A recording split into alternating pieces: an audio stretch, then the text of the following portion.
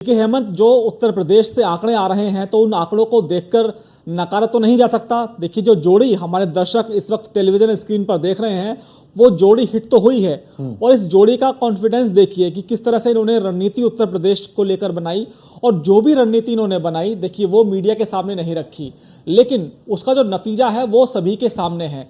एक अहम बात मैं अपने दर्शकों को बताना चाहता हूं कि देखिए, उत्तर प्रदेश एक ऐसा राज्य है जो देश का सबसे बड़ा राज्य है और सबसे ज़्यादा लोकसभा की सीटें यहाँ पर हैं। ये बात सभी लोग जानते हैं। और यहाँ के जो मुख्यमंत्री योगी आदित्यनाथ हैं, उनका डंका केवल उत्तर प्रदेश में नहीं बल्कि जो देश के अलग अलग राज्य हैं वहाँ बजता है। मैं लगातार बीजेपी ऑफिस के कांटेक्ट में रहता हूं और मैं ये देखता हूं कि सबसे ज़्यादा जो डिमांड है स्टार प्रचारक के रूप में वो किसकी है, तो उसमें योगी आदित्यनाथ का नाम आता है। बहुत से ऐसे प्रत्याशी थे, देखे मैंने पंजाब में, राजस्थान में, हरियाणा में, जिन्होंने कहा कि आप हमारे क्षेत्र में सिर्फ योगी को भेज दीजिए और उसके बाद हम अपनी जीत को सुनिश्चित कर लेंगे।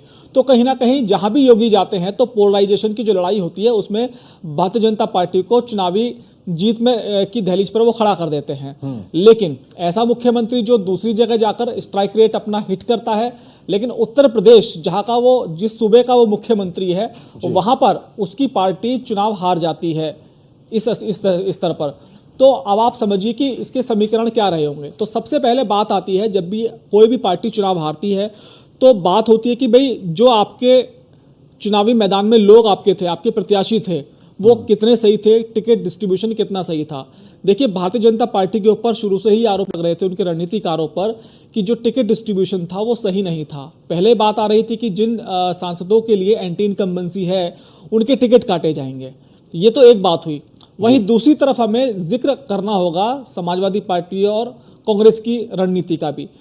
आपने लगातार इस बात की गौर की होगी कि भाई अखिलेश यादव सुबह टिकट किसी का करते थे, शाम को टिकट किसी का करते थे, और फिर अगले दिन रात को फिर दोबारा टिकट चेंज हो जाता था। मेरठ में आपने देखा, मेरठ में उन्होंने किस तरह से बार बार टिकट चेंज किए। उत्तर प्रदेश की कई सीटों पर उन्होंने चेंज किए। बदायूं आपने देखा, उसके बाद आपने मुरादाबाद आपने देखा, रामपुर आपने देखा। तो ये अखिलेश यादव को सब लोग कह रहे थे कि उनके अंदर जो राजनीतिक परिपक्वता है वो नहीं है। मीडिया को भी यही लग रहा था, हम लोग भी ये सोच रहे थे कि आखिर भाई कार्यकर्ताओं को अखिलेश यादव मैसेज क्या देना चाहते हैं। बिल्कुल। लेकिन कहीं ना कहीं अखिलेश यादव के पीछे एक टीम काम कर रही थी। ये मुझे किसी ने बताया कि इस बार उन्होंने सर्वे का सहारा लिया। और जो सर्वे एजेंसी थी वो ये बताती थी कि भाई समाजवादी पार्टी की आदत है कि जो आपके करीबी लोग होते हैं, आप किसी की सिफारिश मान लेते हैं तो आप उसी को टिकट दे देते हैं। लेकिन ये परंपरा गलत है, आप टिकट उसको दीजिए जो जीत के फैक्टर पर खरा उतर रहा हो। इसके अलावा जो कास्ट समीकरण है उसके हिसाब से वो फिट बैठ रहा हो। तो अखिलेश यादव ने इस बार अपने परिवार की कम सुनी, अपने जो इर्द गिर्द उनके साथ रहने वाले लोग हैं उनकी कम सुनी, और उन्होंने सुनी कहीं ना कहीं अपने सर्वे एजेंसी वालों की। देखिए, ग्राफिक्स में आप देखिए तो कांग्रेस ने एक सीटों से अपना जो सफर तय किया उस पर आज वो 6 पर पहुंचे। बीजेपी 32 सीटों के साथ दूसरे नंबर पर है, ग्राफिक्स के जरिए लगातार लोग देख रहे हैं। इसके अलावा जो सहयोगी आरएलडी है उसने 2 सीटों पर चुनाव लड़ा और दोनों सीटें जीती। इस वक्त देखिए बीजेपी कार्यालय पर हलचल है और कुछ देर पहले खबर आई थी कि प्रधानमंत्री नरेंद्र मोदी पहुंचने वाले हैं। तो देखिए, देश के प्रधानमंत्री नरेंद्र मोदी पहुंच चुके हैं बीजेपी कार्यालय और वहां पर जो कार्यकर्ता है जमकर उनका स्वागत कर रहे हैं। लोग मोबाइल से एक झलक उनकी कैद करना चाहते हैं। देखिए कितने मोबाइल इस वक्त देश के प्रधानमंत्री नरेंद्र मोदी को कवर करने की कोशिश कर रहे हैं। हर बीजेपी कार्यकर्ता चाहता है कि भाई कैसे भी करके एक बार वो प्रधानमंत्री नरेंद्र मोदी को अपने कैमरों में कैद कर ले।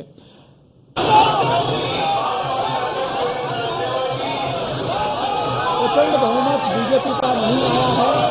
बीजेपी अपने दम पर सरकार नहीं बना पाएगी, लेकिन उसके बावजूद जो एनडीए गठबंधन है उसने सरकार बनाने का आंकड़ा पार किया है। तो बेहद गदगद है भाजपा कार्यकर्ता, प्रधानमंत्री नरेंद्र मोदी भी। और देखिए किस तरह से देश के प्रधानमंत्री नरेंद्र मोदी का स्वागत हो रहा है बीजेपी कार्यालय पर।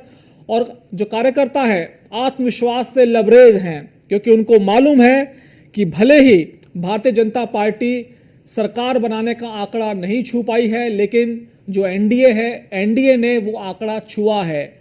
और विपक्ष चाहे कुछ भी कर ले, किसी भी सूरत में वो एनडीए के घटक दलों को नहीं तोड़ सकता। हालांकि ये बात कही जा रही है कि जो नीतीश कुमार हैं बिहार के मुख्यमंत्री, उनको डिप्टी पीएम बनाने का ऑफर दिया गया है, टीडीपी चीफ को डिप्टी पीएम बनाने का ऑफर दिया गया है। लेकिन ये सब बातें अभी बेकार की बातें हैं, ये सब व्हाट्सएप यूनिवर्सिटी से आ रही हैं, इन बातों का कोई आधार अभी नहीं है। क्योंकि आप देखिए, अगर हम सरकार के मैनेजरों की बात करें तो प्रधानमंत्री नरेंद्र मोदी खुद एक बहुत बड़े राजनीतिज्ञ हैं। अमित शाह दूसरे नंबर पर देखिए भाजपा के चाणक्य कहे जाते हैं। तो भाजपा के पास फ्लोर मैनेजर्स की कोई कमी नहीं है। लगातार जो उनके फ्लोर मैनेजर्स हैं वो अपने घटक दलों के संपर्क में हैं। और देखिए, भारतीय जनता पार्टी की एक खास बात मैं आपको और बताऊं, जब 2014 और 2019 का चुनाव भारतीय जनता पार्टी ने अपने दम पर जीता था, जादुई आंकड़े से ज्यादा सीटें भारतीय जनता पार्टी ने अपने पाले में खींची थी, तो उसके बावजूद प्रधानमंत्री नरेंद्र मोदी और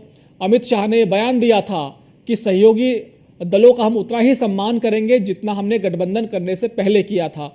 और वास्तव में 2014 और 2019 में हमें कभी ऐसे देखने को नहीं मिला कि भारतीय जनता पार्टी घमंड में चूर है, सत्ता में मदमस्त होकर अपने घटक दलों के पैर कुचल रही है। उतना ही सम्मान उन लोगों को मिला जितना मिलना चाहिए था। तो वाकई अब वो जो उस दौर की अच्छी बातें थी, वो अब कहीं ना कहीं जो उनके सहयोगी दल हैं उनके सामने वो रखी जाएंगी। लेकिन इतना ज़रूर है कि राजनीति में एक बात कही जाती है कि यहाँ कोई किसी का परमानेंट ना दोस्त है ना दुश्मन है। तो कहीं ना कहीं तो देखिए, बीजेपी ऑफिस की तस्वीरें आप देखिए, रक्षा मंत्री राजनाथ सिंह, गृह मंत्री अमित शाह प्रधानमंत्री नरेंद्र मोदी का स्वागत करने के लिए तैयार हैं, इंतजार कर रहे हैं। सुरक्षा व्यवस्था का नज़ारा हमारे दर्शक देख सकते हैं। जो प्रधानमंत्री की सुरक्षा में एसपीजी रहती है वो इर्द गिर्द हैं उनके, और पीछे भी मुझे कुछ नेता नजर आ रहे हैं भारतीय जनता पार्टी के, जो सेकंड लेयर में खड़े हैं प्रधानमंत्री का स्वागत करने के लिए।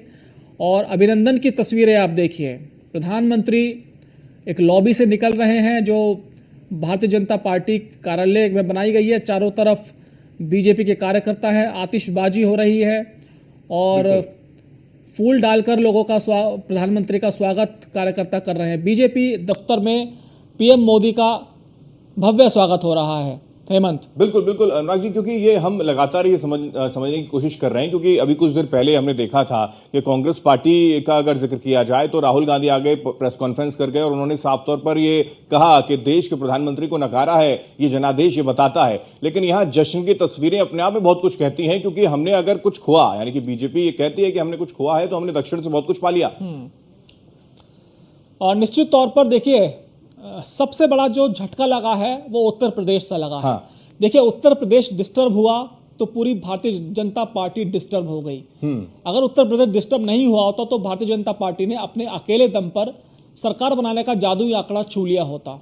बिल्कुल बिल्कुल अनुराग जी, हमारे साथ कुछ पैनलिस्ट भी जुड़े हैं, उनका रुख कर लेते हैं, एक बार उनका तारुफ करवा दें। डॉक्टर रोहित सक्सेना हमारे साथ हैं, बीजेपी के नेता हैं। बहुत स्वागत रोहित जी आपका। विजय कौशिक जी, नेता कांग्रेस पार्टी से, विजय जी स्वागत है आपका। प्रभात त्रिपाठी वरिष्ठ पत्रकार हमारे साथ हैं, प्रभात जी आपका स्वागत है। और डीपी यादव जी हमारे पास है, समाजवादी पार्टी के नेता। डीपी जी आपका स्वागत है। पहली प्रतिक्रिया रोहित जी आपसे लेना चाहूंगा, क्योंकि जश्न की तस्वीरें तो खैर आ रही हैं, लेकिन सबके बीच में उत्तर प्रदेश के लिहाज से अगर देखें तो जो जिक्र दरअसल हो रहा था कि 80 की 80 आएंगी, पक्की हो गई हैं, लेकिन यहां तो स्थिति पलट गई।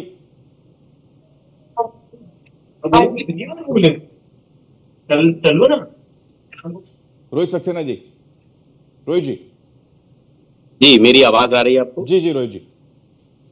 जी, वंदे मातरम। देखिए, सबसे पहले तो मैं समाजवादी पार्टी के जो प्रवक्ता हैं उनको शुभकामनाएं दूंगा उत्तर प्रदेश में अच्छा प्रदर्शन करने के लिए। और प्रधानमंत्री जी कई मंच से कहते रहे हैं कि एक मजबूत विपक्ष होना चाहिए, तो ठीक है, इस बार आपको मौका मिला है एक मजबूत विपक्ष होने का दायित्व निभाइए। और मैं एक ही बात कहूंगा, देखिए, राजनीति होने के लिए बहुत से मुद्दे होते हैं, खूब राजनीति करिएगा। आप भी राजनीति में हैं, मैं भी राजनीति में, राजनीति करने के लिए बहुत मुद्दे मिलेंगे। लेकिन मेरी आपको सलाह होगी, नई लोकसभा चुन करके आएगी तो कम से कम जो मुद्दे राष्ट्र हित में हो, देश की अखंडता को लेकर के हो, देश के सम्मान को लेकर के हो, उसमें आपका साथ खड़ा रहना, मुझे लगता है एक अच्छे विपक्ष की भूमिका में आपको एक रोल अदा करने का मौका मिला है। और जहां तक भारतीय जनता पार्टी की बात कहें तो देखिए, अभी भी भारतीय जनता पार्टी अकेले स्टैंड अलोन जितनी सीटें लेकर के बैठा है, इंडिया गठबंधन पूरे गठबंधन के साथ में सीटों में नहीं है। मैं धन्यवाद देना चाहूंगा देश की जनता को, जिन्होंने हमें वापस हैट्रिक दिया है और माननीय मोदी जी को वापस प्रधानमंत्री बनाने का मौका दिया है। रोहित भाई, मैं आपसे एक सवाल पूछना चाहता हूं। देखिए, भले ही प्रधानमंत्री जी ने कहा हो कि एक मजबूत विपक्ष होना चाहिए, लेकिन वहीं दूसरी तरफ जो उन्होंने 400 पार का नारा दिया, तो भला उनकी पहली बात इस दूसरे डायलॉग से कहाँ मैच करती है? नहीं, देखिए, मैं आपको अनुराग भाई एक बात बताऊं, आपको ये बहुत अच्छे से पता होगा, पूरा विपक्ष एक वर्ग विशेष के तुष्टीकरण को लेकर के अलग अलग भ्रांतियां फैलाता रहा, वो चाहे यूसीसी को लेकर के हो या देश के कोई भी मुद्दे पे हो, वो एक वर्ग विशेष को लेकर के अजीब अजीब सी भ्रांतियां फैलाता रहा। देखिए, यूसीसी को विपक्ष का लेकर काम कितना तो उटपटांग राजनीति बोला करना कि है, आप पर नैरेटिव आप भी सेट करते रहे, विपक्ष ने भी किया, लेकिन उत्तर प्रदेश की जनता ने विपक्ष के नैरेटिव को मान लिया, आप डैमेज कंट्रोल नहीं कर पाए। मैं इसीलिए उनको शुभकामनाएं देता हूं उनके अच्छे प्रदर्शन के लिए, लेकिन फिर भी क्योंकि भारतीय जनता पार्टी सबसे बड़ी पार्टी बनकर के है और एनडीए ने ही जो जादुई आंकड़ा है उसको छुआ है, तो मुझे ऐसा लगता है अगले 5 साल हम लोग जो काम करेंगे, तो जो हमारे यहाँ पे लक्ष्य को हम लोग छू नहीं पाए हैं, वो अगले 5 सालों बाद हम जरूर छुएंगे। और मैं धन्यवाद देना चाहूंगा, आभार प्रकट करना चाहूंगा माननीय प्रधानमंत्री जी का, जिन्होंने कार्यकर्ता की अच्छी भूमिका निभाई। 2 लड़कों की जोड़ी कमाल कर गई, ये मानते हैं आप? क्योंकि इन्हीं शहजादों को लेकर लगातार मंच के माध्यम से कहा जाता था कि ये तो चले जाएंगे, ये भाग जाएंगे चुनाव के बाद जब नतीजे आएंगे। देखिए, ये जनता पर पूरा निर्भर होता है कि हम अपने जो मुद्दे लेकर के जनता के बीच में आए, जनता से अपनी बात कहें। जनता को क्या ऐसा लगा कि उन्होंने ला करके ऐसी जगह जो है एक मैंडेट दिया, जहां पर फिर भी अगर एनडीए को उन्होंने गठबंधन के साथ चुना है कि सरकार बनाने के लिए, तो मैं आपको आश्वासन देता हूं कि अगले 5 सालों में हम लोग दोबारा इतना काम करेंगे कि जो हम लोग आंकड़ा इस बार नहीं छू पाए हैं, अगली बार जरूर चुनेंगे। देखिए, कठोर निर्णय लेने के लिए आप सभी लोग अमित शाह जी और माननीय प्रधानमंत्री जी को जानते होंगे। अभी जो चर्चा चल रही थी, सबसे ज्यादा सिटिंग एमएलए की टिकट काटने वाली अगर कोई पार्टी है तो भारतीय जनता पार्टी है। तो हमने कई कठोर निर्णय लेने से हम पीछे नहीं हटे, लेकिन फिर भी चूंकि जिस तरह से तुष्टीकरण समाजवादी पार्टी से हमारे साथ हैं। डीपी जी, सबसे पहले तो आपको भाई बधाई, जो हमारे बीजेपी के प्रवक्ता हैं रोहित जी, वो आपको दे ही चुके हैं। अब मेरा सवाल आपसे ये है कि ऐसी कौन सी रणनीति थी जिसको ना तो मीडिया पकड़ पाया, जिसको ना ही एग्जिट पोल वाले पकड़ पाए? अब तो रणनीति का खुलासा कर दीजिए आप। बहुत बहुत धन्यवाद, आभार। भारतीय लोकतंत्र की जय, भारत की संविधान की जय। देखिए, ये चुनाव बहुत महत्वपूर्ण था, ये चुनाव बहुत महत्वपूर्ण था, कई मायनों में महत्वपूर्ण था। और 2024 का चुनाव, हमने पहले भी ये कहा था आपके चैनल के माध्यम से कि भारत के राजनीति की दिशा और दशा तय करेगा। तो कहीं न कहीं भारतवर्ष की जनता ने ये बता दिया कि भारतीय संविधान में जो विश्वास रखता है, भारत के लोकतंत्र में जो विश्वास रखता है, जनता उसके साथ है। देखिए, चुनाव जब से शुरू हुआ था, भारतीय जनता पार्टी ने किस प्रकार से जो धरातल के मुद्दे हैं, जो जमीनी मुद्दे हैं, उनसे ध्यान भटकाने के लिए, ध्यान हटाने के लिए जनता का कहीं न कहीं तमाम तरह के षड्यंत्र करती रही भारतीय जनता पार्टी। लेकिन मैं भारत की 140-45 करोड़ जनता को धन्यवाद देता हूं कि भारत की जनता उन मूलभूत मुद्दों से तब से मत नहीं हुई। जनता ने कहा, आप जितना हमको उन मूलभूत मुद्दों से हटाने की कोशिश करेंगे, बहकाने की कोशिश करेंगे, हम आपको वहीं लेकर के जाएंगे। और पहली बार ऐसा हुआ है 10 सालों में, 2014 में, 2019 में हम लोग भी कैंपेन करने जाते थे और 2024 में भी कैंपेन करने गए। हमने बार बार इस बात को कहा है कि जनता 2014 और 2019 में प्रधानमंत्री के खिलाफ कुछ भी नहीं सुनना चाहती थी। अगर हम लोग कुछ कहते थे तो जनता कहीं ना कहीं उस बात को डिनाई कर देती थी और आदरणीय प्रधानमंत्री में विश्वास जताती थी। लेकिन ये पहली बार ऐसा हुआ है कि प्रधानमंत्री से लोग जवाब चाहते थे, लेकिन प्रधानमंत्री जी सुनने के लिए तैयार नहीं रहते थे। डीपी यादव जी, जो सबसे ज्यादा रोचक सीट उत्तर प्रदेश की थी वो अयोध्या थी, क्योंकि अयोध्या में अभी हाल ही में बीजेपी ने राम मंदिर बनवाया था। सुप्रीम कोर्ट के आदेश पर राम मंदिर का निर्माण शुरू हुआ था और उस राम मंदिर के जरिए भारतीय जनता पार्टी ने कहीं ना कहीं एक परसेप्शन बनाने का काम किया था। परसेप्शन ये था कि भाई हमने उत्तर प्रदेश में राम मंदिर बनवाया और विपक्ष वहाँ पर आया नहीं, और कहीं ना कहीं विपक्ष को रामद्रोही कहने का भी काम किया। लेकिन उसके बावजूद जो अयोध्या सीट है, वहाँ से भारतीय जनता पार्टी के प्रत्याशी लल्लू सिंह चुनाव हार जाते हैं और समाजवादी पार्टी चुनाव जीत जाती है। मेरे साथ वरिष्ठ पत्रकार प्रभात त्रिपाठी जी हैं। प्रभात जी, इस घटनाक्रम को आप कैसे देखते हैं? देखिए, जिस राम मंदिर के जरिए भारतीय जनता पार्टी ने पूरे देश में राममय माहौल बना दिया था और एक तरह से लग रहा था कि अगर आज की डेट में चुनाव हो जाए तो विपक्ष का सुपड़ा साफ हो जाएगा।